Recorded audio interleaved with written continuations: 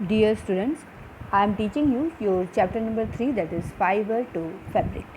In this chapter, I have taught you yesterday about cultivation of cotton, processing of cotton, spinning cotton yarn, from yarn to fabric, weaving, knitting and uses of cotton. In this section, I am going to teach you about jute fiber. Jute fiber is obtained from the stem of the jute plant. Jute fibre किससे मिलता है? ये jute plant के stem से मिलता है, जिसको पटसन भी बोला जाता है. जूट प्लांट की जो हाइट है वो अबाउट 2.5 मीटर टू 3.5 मीटर तक है. Jute is grown in alluvial soil in the delta region of the Ganga and Brahmaputra rivers. In our country, jute is mainly grown in West Bengal, Bihar and Assam. Jute is cultivated during the rainy season. It bears yellow flowers in 3 to 4 months. Mean to say that jute का जो cultivation होता है वो rainy season में होता है and it bears, इसमें 3 to 4 months के जब ये plant हो जाते हैं तो इसमें flowering होने लगती है. Jute plant are usually cut at the flowering stage. जैसे फ्लावरिंग स्टार्ट होती है इसको तुरंत कट कर लिया जाता है, क्योंकि एक अच्छी क्वालिटी का जूट फाइबर तभी मिल सकता है जबकि प्लांट फ्लावरिंग स्टेट में हो. Jute obtain from a mature plant is harder, क्योंकि जब ये प्लांट मैच्योर हो जाता है तो इससे जो भी फाइबर मिलता है वो बहुत ही हार्ड हो जाता है. Now what is the process after the cutting of the jute plant in flowering stage? After the dry leaves have fallen, जब उसकी सूखी पत्तियाँ झड़ जाती हैं, the bundles of dry plants are kept in a pond for a few days. जो पूरा bundle है इस प्लांट का उसको कुछ दिन के लिए एक पॉन्ड में रखा जाता है, जिससे कि उसकी जो गमी स्किन होती है वो निकल करके सेपरेट हो जाती है फाइबर से. This process is called retting. इस पूरे प्रोसेस को बोलते हैं retting. The jute fibre is obtain from the retted jute by hand. Properties क्या हैं जूट की? Jute fibres are pale yellow in colour and 2 to 3 meters long. Jute fibre have silky texture and jute fibres are very strong. बहुत ही strong fibre होते हैं ये, and इसका जो टेक्सचर है यानी टच करने पर ये बिल्कुल सिल्क जैसा लगता है. और ये 2 to 3 meter लॉन्ग होते हैं और इनका कलर जो है वो पेल येलो होता है. यूजेस ऑफ जूट, क्या यूज़ हैं? यूज़ जूट का mainly for making Ghani bags, shopping bags, ropes, carpets, curtains etcetera. यानी जितनी भी ये स्ट्रॉन्ग चीज़ें हैं वो जूट फाइबर से बनाई जाती हैं. और इन दिनों नाउअडेज फाइन क्वालिटी का जो जूट है उसको जूट फैब्रिक को फैशन वियर के लिए भी यूज़ किया जाता है, यानी फैशनेबल कपड़ों को बनाने में भी फाइन क्वालिटी के जूट का यूज़ किया जाता है. Okay, now I am going to teach you the history of clothing material. क्या हिस्ट्री है इसके पीछे? आप बहुत अच्छी तरह जानते हैं कि primitive people didn't wear clothes. Primitive people यानी जो आदि मानव थे वो कपड़े नहीं पहनते थे. अपनी पूरी बॉडी को स्टोन एज में, पाषाण काल, स्टोन एज में पाषाण काल में ये जो अपनी बॉडी को लोग लार्ज साइज़ के ट्रीज़ लीव्स जो होती थी, एनिमल स्किन होते थे, उसी से कवर करते थे. और जो कोल्डर प्लेसेस होते हैं वहाँ पर एनिमल फर्स या फिर उनकी जो बॉडी से स्किन आती थी उससे ये कोल्ड में खुद को प्रिवेंट करते थे. Gradually people learn to tie different pieces of furs with leather strips. और धीरे धीरे लोगों ने जो डिफरेंट पीसेस फर्स के थे उनको लेदर स्ट्रिप से जुड़ना सीख लिया. और after the development of agriculture communities people develop the skill of weaving twigs and grass into mats and baskets. और जैसे जैसे एग्रीकल्चरल कम्युनिटीज़ का डेवलपमेंट होता गया, लोगों ने बुनना सीखा ट्विग्स और ग्रास मीन्स घास की मदद से मैट्स और बास्केट्स बनाना लोगों ने धीरे धीरे शुरू किया. Ancient Indian and Egyptians used ropes of cotton and flax to cover their bodies. धीरे धीरे जो प्राचीन भारत में लोग थे वो कॉटन और फ्लेक्स को भी अपनी बॉडी को कवर करने के लिए यूज़ करने लगे. Experiment continued with methods and material to cover their bodies as per their need and culture.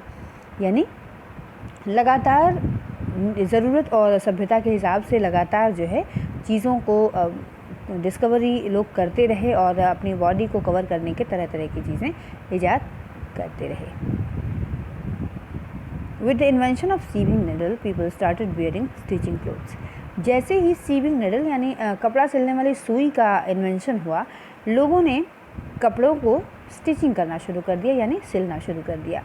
And clothing has now become a necessity due to the following reasons. एंड उसके बाद जो क्लोथिंग थी यानी कपड़े लोगों की जीवन का एक बहुत बड़ी ज़रूरत बन गए.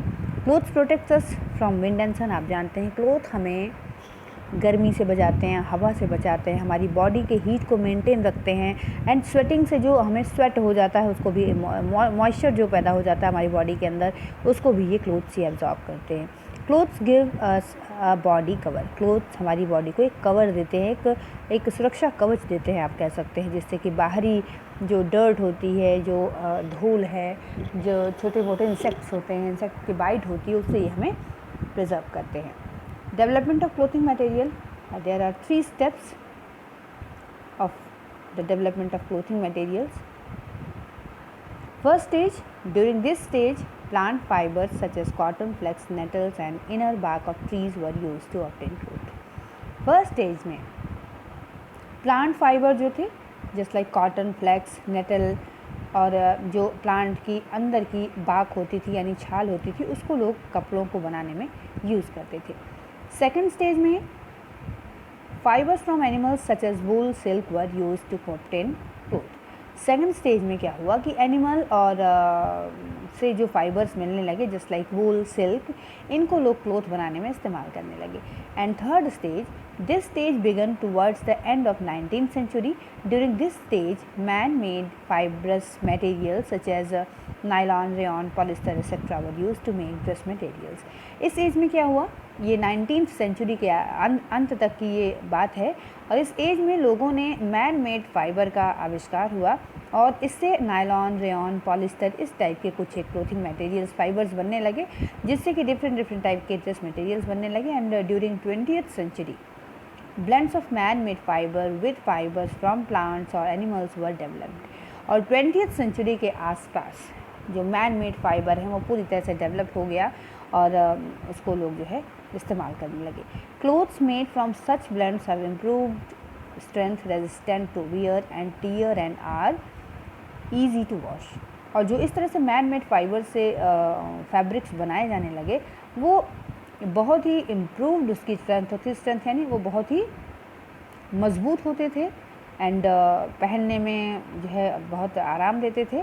आसानी से उसको फाड़ नहीं सकते हैं और आसानी से उसको वॉश कर सकते हैं.